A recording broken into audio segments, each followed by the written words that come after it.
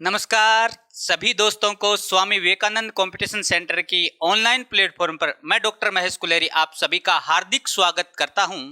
और आज जो है वो ज्योग्राफी के महत्वपूर्ण प्रश्न लेकर मैं आपके सामने उपस्थित हूं। और हमारे सामने जो कोटेशन है बहुत ही शानदार कोटेशन है।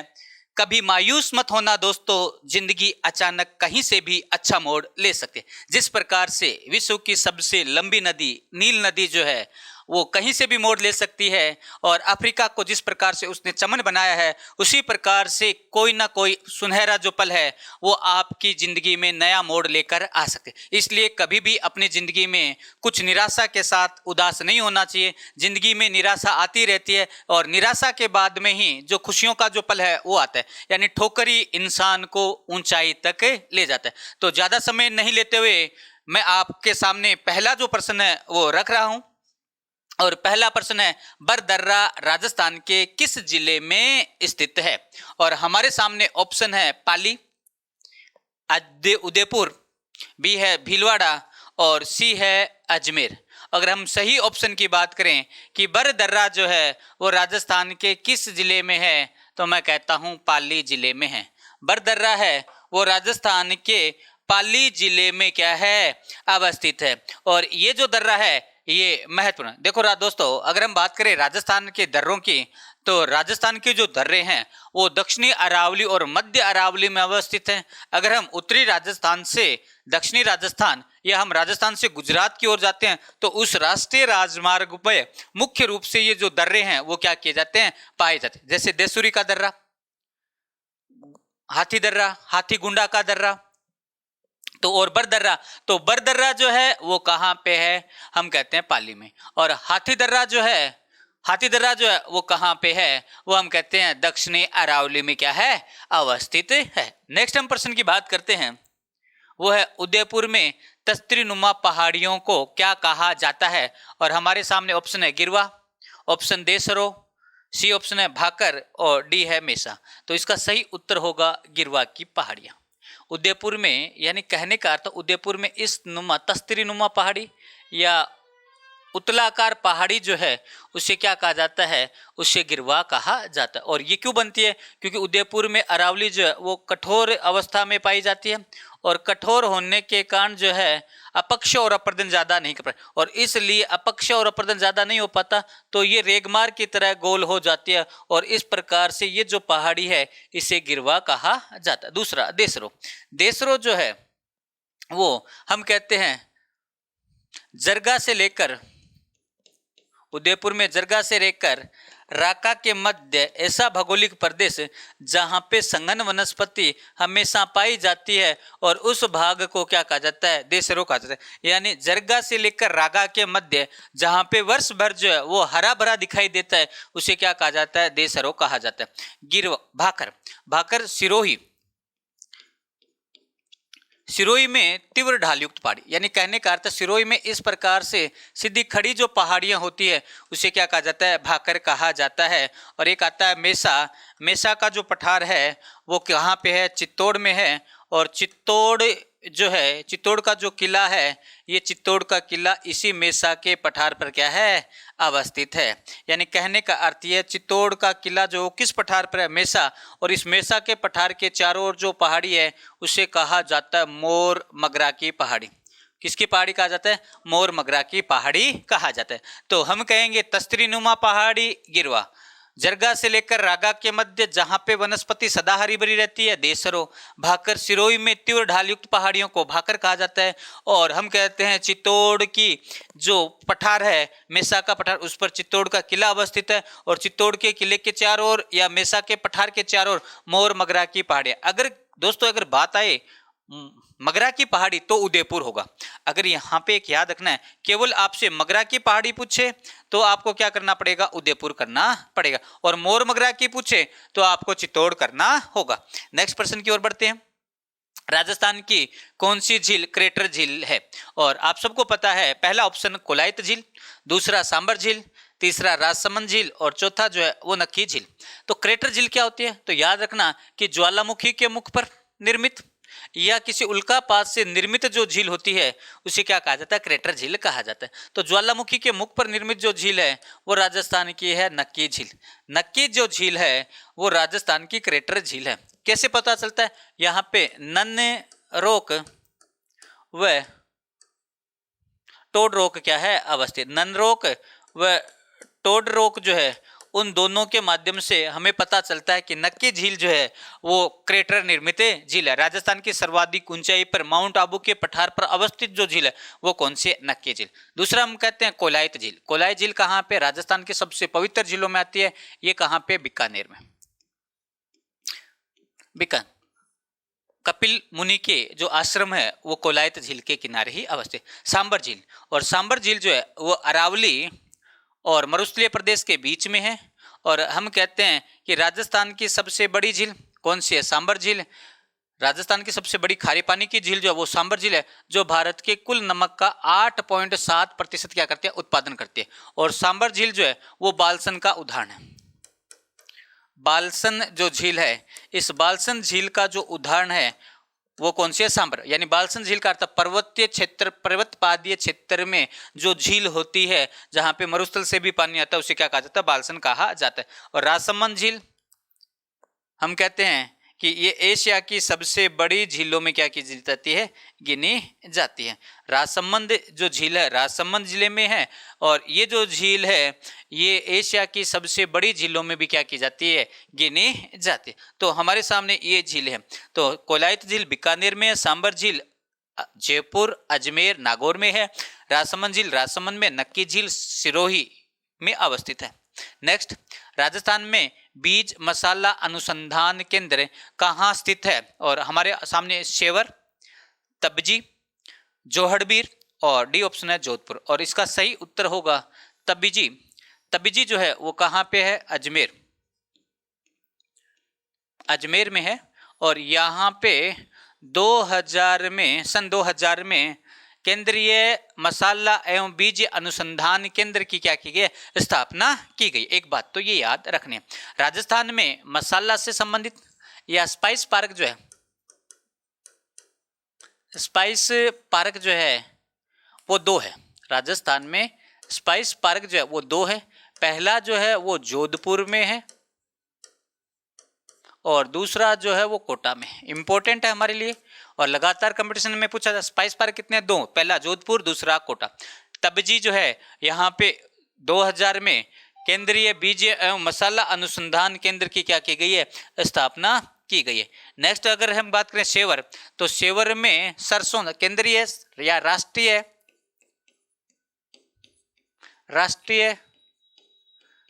सरसों अनुसंधान केंद्र जो है वो शेवर कहाँ पे है, भरतपुर में स्थापित किया गया है। और कब किया गया था, 1993 में किया गया था। और जोहड़बीर ये कहाँ पे है, बीकानेर, कहाँ पे है, बीकानेर। अशोक अनुसंधान केंद्र जो है वो जोहड़बीर कहाँ पे है, बीकानेर में अवस्थित है। और जो है काजरी जो है, काजरी और आफरी जो है, जो शुष्क अनुसंधान कृषि से संबंधित है, वन अनुसंधान केंद्र से संबंधित है, वो कहाँ पे अवस्थित है, जोधपुर में। और जोहड़बीर बीकानेर में हम कहते हैं खजूर और बेर अनुसंधान केंद्र भी अवस्थित, और शुष्क अनुसंधान केंद्र भी कहाँ पे है, बीकानेर में अवस्थित है। नेक्स्ट, राजस्थान में सर्वाधिक सोयाबीन का उत्पादन कहाँ पे होता है, और हम कहें राजस्थान में सर्वाधिक सोयाबीन का उत्पादन कहाँ पे होता है, पहला ऑप्शन भीलवाड़ा, दूसरा चित्तौड़, तीसरा झालावाड़, चौथा बारां। और सही उत्तर की बात करें, झालावाड़ जो है ये राजस्थान में सर्वाधिक क्या करता है, सोयाबीन का उत्पादन करता है। भारत में सर्वाधिक सोयाबीन जो है पहले नंबर पर मध्य प्रदेश है, एमपी है, दूसरे नंबर पर महाराष्ट्र है, और तीसरे नंबर पर जो है वो राजस्थान आ चुका है। और राजस्थान में सर्वाधिक सोयाबीन का जो उत्पादन है वो झालावाड़ जिला का, जबकि भीलवाड़ा जो है, भीलवाड़ा सर्वाधिक जो है वो क्या करता है, मक्के का उत्पादन करता है। राजस्थान में सर्वाधिक मक्के का उत्पादन जो है वो भीलवाड़ा करता है। और अगर बारां की बात करें तो हम बात करते हैं गरम मसाले जो है, राजस्थान में सर्वाधिक गरम मसाले जो है वो कहाँ पे उत्पन्न होता है, बारां में उत्पन्न होता है। और बारां जो है यहाँ पे हम बात करते हैं मुख्य रूप से 12 जो है वो गर्म मसालों के लिए क्या है, प्रसिद्ध है। नेक्स्ट प्रश्न की बात करते हैं, गोट मांगलोद क्षेत्र किस खनिज के लिए प्रसिद्ध है? और हमारे सामने पहला ऑप्शन है सीमेंट, दूसरा तांबा, तीसरा सोना और चौथा जिप्सम। तो सही उत्तर होगा वो होगा जिप्सम। गोट मांगलोद की जो खान है वो राजस्थान में जिप्सम उत्पादन के लिए क्या है, प्रसिद्ध है। और हम कहते हैं गोट मांगलोद जो है वो कहाँ पे है, नागौर में है। गोट मांगलोद जो है वो क्या है, नागौर में है। और ये जो खान है ये एशिया की सबसे महत्वपूर्ण जिप्सम की खानों में से क्या की जाती है। और बीकानेर की जो खान है एक नाम है रामसर, रामसर व जामसर, रामसर व जामसर। अगर हम बात करें सीमेंट, तो सीमेंट उत्पादन में राजस्थान में महत्वपूर्ण जो जिले आते हैं वो आते हैं चित्तौड़, नागौर, अजमेर और जोधपुर। ये जो है सीमेंट। तांबा उत्पादन में हम बात करते हैं झुंझुनू, और झुंझुनू में हम बात करते हैं खेतड़ी। खेतड़ी के अलावा हम बात करते हैं चांदमारी,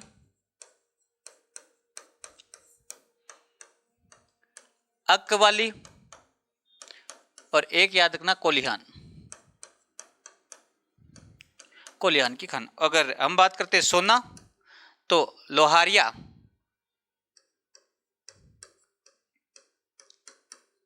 या आप जो है वो याद रखना बांसवाड़ा। बांसवाड़ा जो है वो सोना उत्पादन के लिए भारत भर में क्या है, प्रसिद्ध है। नेक्स्ट प्रश्न की ओर बढ़ते हैं, राजस्थान में कौन से खनिज के उत्पादन में पूर्ण अधिकार रखता है, यानी 100% जो कहने का अर्थ ये है कि 100% जो है वो राजस्थान में उत्पन्न होता है। तो हमारे सामने पहला ऑप्शन है पन्ना, दूसरा तांबड़ा, तीसरा जास्पर और चौथा सभी। और अगर हम बात करें तो इसमें जो है वो ऑप्शन होगा सभी। पन्ना भी राजस्थान में भारत में राजस्थान में होता है, तांबड़ा भी और जास्पर भी जो है वो राजस्थान में पूर्ण रूप से राजस्थान में होता है। और एक याद रखना है, इसके अलावा जो है वोलेस्टोनाइट जो है वो भी 100% जो है वो राजस्थान से क्या होता है, प्राप्त होता है। यानी पन्ना, तांबड़ा, जास्पर जो है वो मुख्य रूप से भारत में राजस्थान में क्या होता है, उत्पन्न होता है। इसके अलावा अगर हम बात करें कि राजस्थान जो है वो संगमरमर उत्पादन में, राजस्थान शीशा और जस्ता उत्पादन में, राजस्थान जिप्सम उत्पादन में, राजस्थान जो तांबा उत्पादन में, राजस्थान चांदी उत्पादन में भारत का अग्रणी जो है वो क्या है, राज्य माना जाता है। दूसरा अगर हम बात करें तो जास्पर जो है वो कहाँ से मिलता है, राजस्थान में जास्पर जो है वो अजमेर से क्या होता है, प्राप्त होता है। दूसरा हम बात करते हैं तांबड़ा। तो तांबड़ा में जो हमें याद रखना है कि तांबड़ा जो है वो मुख्य रूप से दक्षिणी जो अरावली है, इस दक्षिणी अरावली में मुख्य रूप से तांबड़ा जो है वो क्या किया जाता है, प्राप्त किया जाता है। और यही बात हमें याद रखनी है कि पन्ना जो है वो अरावली के अंदर ही क्या किया जाता है, पाई जाती है। और आपने नाम सुना होगा टोंक, टोंक, उदयपुर, राजसमंद जो है, ये 3 जिले जो हैं वो तांबड़ा और पन्ने के लिए क्या है, प्रसिद्ध हैं। और नेक्स्ट हम प्रश्न की बात करें, भारत का सबसे बड़ा सौर ऊर्जा पार्क कहाँ स्थित है?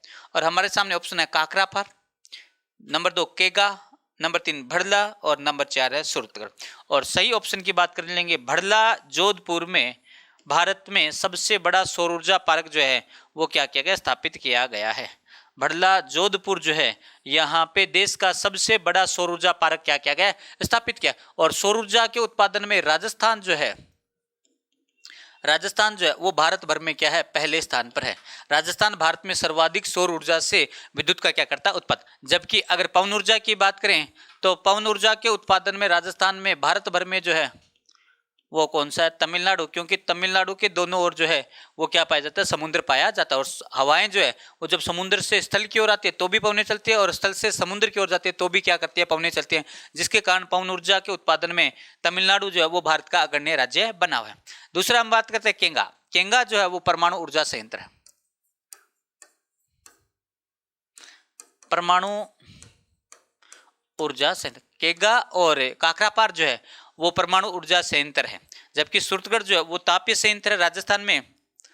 तापीय कोयले से जो बिजली बनाई जाती है वो पहले सूरतगढ़ जो था वो राजस्थान का अग्रणी जो है जिला अग्रणी तापीय संयंत्र था, लेकिन वर्तमान में जो है वो छबड़ा, और छबड़ा कहाँ पे है? बारा में। छबड़ा बारा जो है ये वर्तमान में राजस्थान में सर्वाधिक विद्युत उत्पादन करने वाला क्या माना जाता है? संयंत्र। इससे पहले सूरतगढ़ श्री गंगानगर जो था वो राजस्थान का सबसे बड़ा तापीय ऊर्जा संयंत्र माना जाता था। नेक्स्ट प्रश्न की बात करते हैं, राजस्थान का मैनचेस्टर किसे कहा जाता है? और हमारे सामने option A Alwar, B Ganganagar, C Bhilwara और डी अजमेर। अगर हम बात करें मैनचेस्टर है क्या, तो ये ब्रिटेन का स्थान। ब्रिटेन में औद्योगिक क्रांति के समय ये जो क्षेत्र था ये सूती वस्त्र उत्पादन के लिए अग्रणीय था, और उसके बाद में जैसे जैसे विश्व में जो भौगोलिक प्रदेश सबसे ज्यादा सूती वस्त्र उत्पादन करता था उसे उस देश का उसे उस क्षेत्र का क्या कहा जाता है? मैनचेस्टर। अगर राजस्थान की मैनचेस्टर की बात करें तो भीलवाड़ा होगा। राजस्थान का मैनचेस्टर पूछे तो भीलवाड़ा, क्योंकि राजस्थान में सर्वाधिक जो वस्त्र का उत्पादन होता है वो भीलवाड़ा। अगर राजस्थान में नवीन मैनचेस्टर पूछ ले, नवीन, तो ये होगा भिवाड़ी, और भिवाड़ी कहाँ पे है? अलवर में। अलवर, भिवाड़ी अलवर में जो है वो नवीन कारखाने स्थापित हुए। तो भिवाड़ी अलवर पूछे तो नवीन मैनचेस्टर, और मैनचेस्टर पूछे तो भीलवाड़ा, टेक्सटाइल सिटी पूछे भीलवाड़ा, बोस्टन पूछे भीलवाड़ा। अगर हम भारत की बात करें, भारत का मैनचेस्टर जो है वो है अहमदाबाद। अहमदाबाद को भारत का मैनचेस्टर कहा जाता है। अगर भारत की सूती वस्त्र उद्योग की राजधानी की बात करें तो वो होगा Mumbai. Cottonopolis of India है वो मुंबई होगा, और सूती वस्त्र उद्योग की राजधानी होगी वो, यानी सूती वस्त्र उद्योग की राजधानी cottonopolis of India Mumbai, और मैनचेस्टर या बोस्टन जो है वो किसे कहा जाता है? अहमदाबाद को कहा जाता है। जबकि अगर हम बात करें राजस्थान में सबसे पहले सूती वस्त्र जो कारखाना था वो कहाँ पे स्थापित किया गया था? तो हम कहते हैं ब्यावर अजमेर में। ब्यावर अजमेर में 1889 में दामोदर दास राठी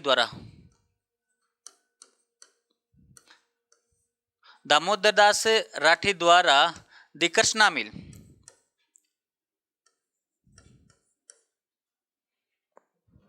दामोदर दास राठी द्वारा राजस्थान में 1889 में पहली जो सूती वस्त्र मिल है ये क्या की गई? स्थापित की गई है।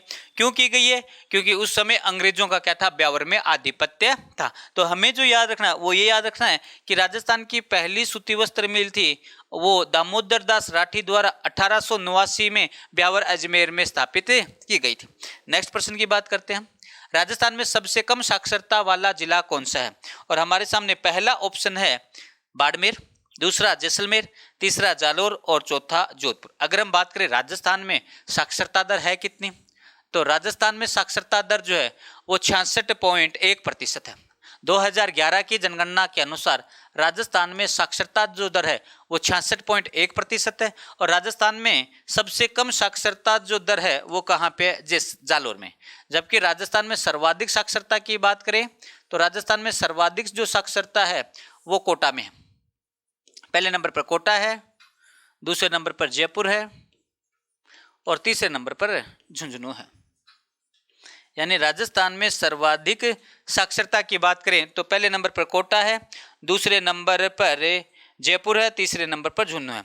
अगर सबसे कम साक्षरता की बात करें तो पहले नंबर पर जो है वो जालोर है, दूसरे नंबर पर सिरोही है और तीसरे पर जो है प्रतापगढ़। जालोर, सिरोही और तीसरा है प्रतापगढ़। ये तो औसत की बात करें।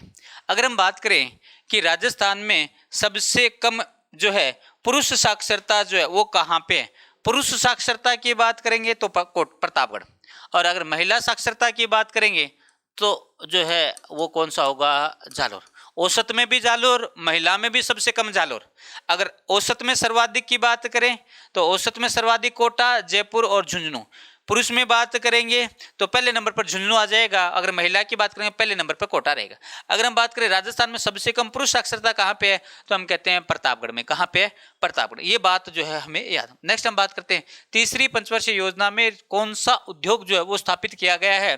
बहुत इंपॉर्टेंट है तीसरी। अमूमन क्या किया जाता है यहाँ पे दूसरी पंचवर्षीय योजना से संबंधित प्रश्न पूछा जाता है, लेकिन तीसरी, पहला है दुर्गापुरा, दूसरा राउरकेला, तीसरा बोकारो और चौथा भिलाई। अगर हम बात करें तीसरी पंचवर्षीय योजना में जो है वो बोकारो परियोजना जो है वो क्या की स्थापित की गई, जबकि दुर्गापुरा जो है ये कहाँ पे, पश्चिम बंगाल में, और किसके संयोग से, ये ब्रिटेन के संयोग से स्थापित की थी। दूसरा अगर हम बात करें राउरकेला, और राउरकेला कहाँ पे है, उड़ीसा में। और हम बात करते हैं भिलाई, भिलाई कहाँ पे है, छत्तीसगढ़ में। भिलाई कहाँ पे है, छत्तीसगढ़ में, छत्तीसगढ़ में। तो हम कहते हैं राउरकेला जो है वो उड़ीसा में है, किस देश के संयोग से जो है वो स्थापित की गई। तो इसके लिए हमें एक याद रखना,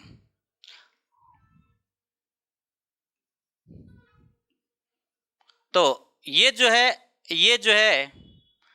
ब्रिटेन के संयोग से, नहीं, दुर्गापुरा है ब्रिटेन के संयोग से, राउरकेला जो है वो जर्मनी के संयोग से,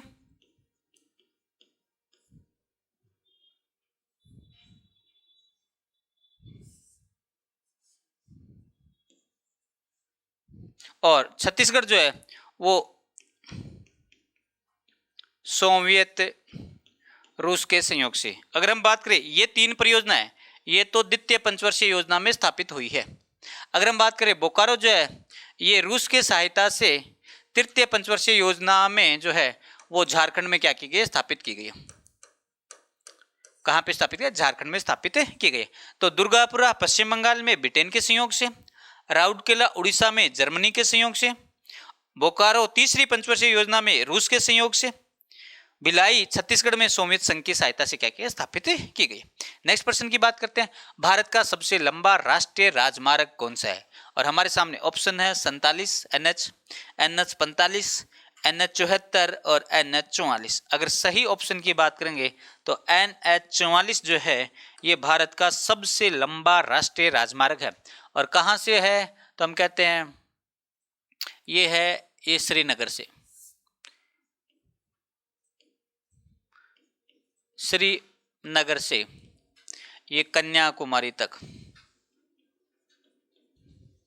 श्रीनगर जम्मू कश्मीर कन्याकुमारी जो है वो तमिलनाडु। भारत का सबसे लंबा राष्ट्रीय राजमार्ग जो है वो है जो 28 राष्ट्रीय राजमार्गों को मिलाकर क्या किया, निर्मित किया। और आपको याद रखना है कि NH 44 जो है वो जौहर सुरंग से होकर, जौहर सुरंग से होकर क्या करता है, गुजरता है। और हम कहते हैं जौहर सुरंग जो है वो भारत की सबसे महत्वपूर्ण सुरंग। अभी तो जो हम बात करते हैं अटल टनल जो है वो भारत की सबसे लंबी टनल में क्या की जाती है, गिनी जाती है। उसी प्रकार भारत की सबसे लंबी सुरंग पहले जौहर सुरंग सी थी जो हिमालय में क्या थी, अवस्थित। तो NH 44 श्रीनगर से कन्याकुमारी तक भारत का सबसे लंबा क्या माना जाता है, राष्ट्रीय राजमार्ग माना जाता है। जबकि हम बात करते हैं भारत का सबसे छोटा जो राष्ट्रीय राजमार्ग है वो कौन सा, 47, और वो कहाँ से, वेलिंगटन द्वीप से लेकर कोची।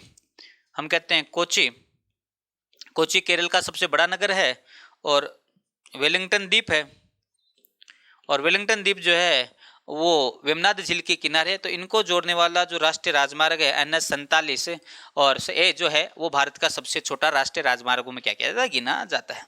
नेक्स्ट, भारत में औसत लिंगानुपात कितना है।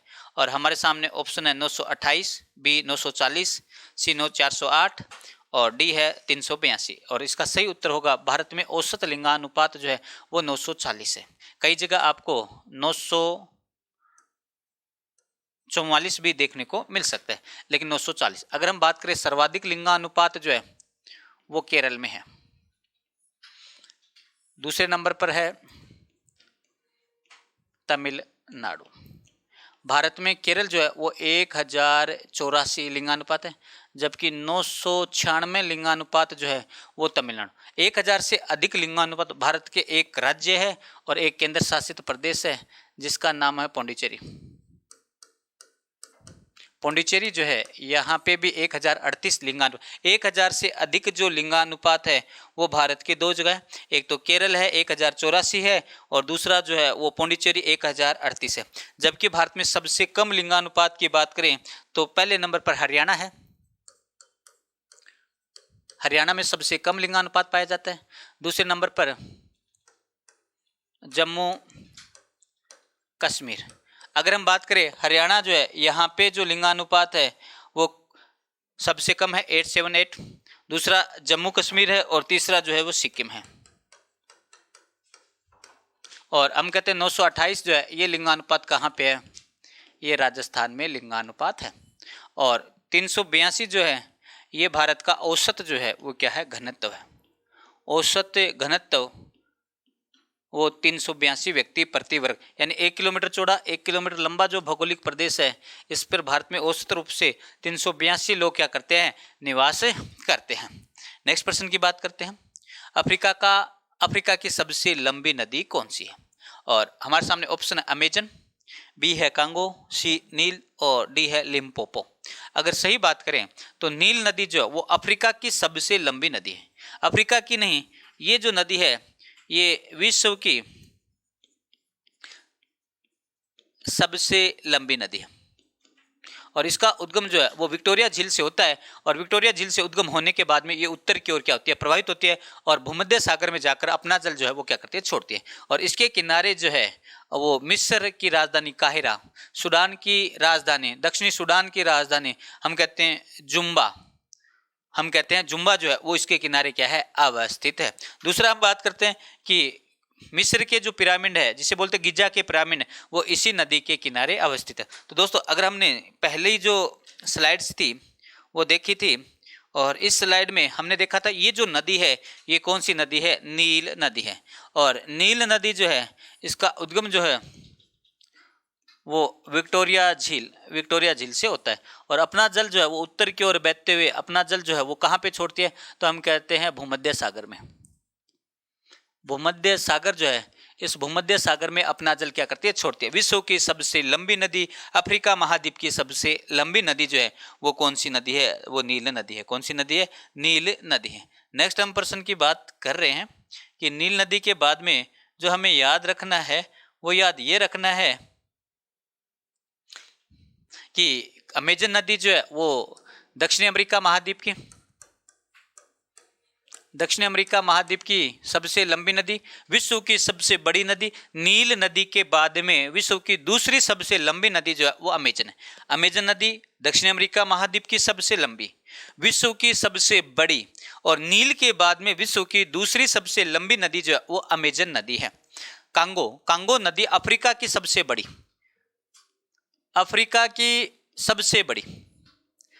पूछे तो कांगो या जायरे, लंबी पूछे तो नील। अफ्रीका की सबसे बड़ी और इसे मध्य अफ्रीका का हाईवे भी कहा जाता है। मध्य अफ्रीका का है, जल की मात्रा बहुत ज्यादा है। दूसरी ये जो नदी है ये भूमध्य रेखा को या 0 डिग्री अक्षांश को या विषुवत रेखा को 2 बार काटती है। और लिम्पोपो नदी जो है वो मकर रेखा को 2 बार काटती है।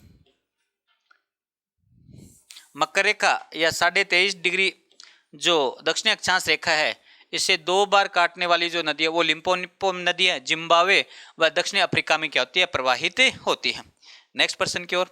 पंपास घास के मैदान कहाँ स्थित है? और हमारे ऑप्शन है ऑस्ट्रेलिया, बी दक्षिणी अमेरिका, सी उत्तरी अमेरिका, डी अफ्रीका। तो इसका सही उत्तर होगा दक्षिणी अमेरिका में स्थित जो शीतोष्ण कटिबंधीय घास के मैदान है उसे क्या कहा जाता है, पंपास कहा जाता है। अगर हम बात करें ऑस्ट्रेलिया में जो शीतोष्ण कटिबंधीय घास के मैदान है उसे कहा जाता है डाउन्स। उत्तरी अमेरिका में प्रेरीज, और हम बात करते हैं अफ्रीका में इसे कहा जाता है वेल्ड। अफ्रीका में शीतोष्ण कटिबंधीय घास के मैदान को वेल्स कहा जाता है, उत्तरी अमेरिका में प्रेरीज घास के मैदान का, दक्षिणी अमेरिका में पंपास कहा जाता है और ऑस्ट्रेलिया में क्या कहा जाता है, डाउन्स कहा जाता है। और ये हैं विश्व के शीतोष्ण कटिबंधीय घास के मैदान और हमारे भूगोल के महत्वपूर्ण 15 प्रश्न।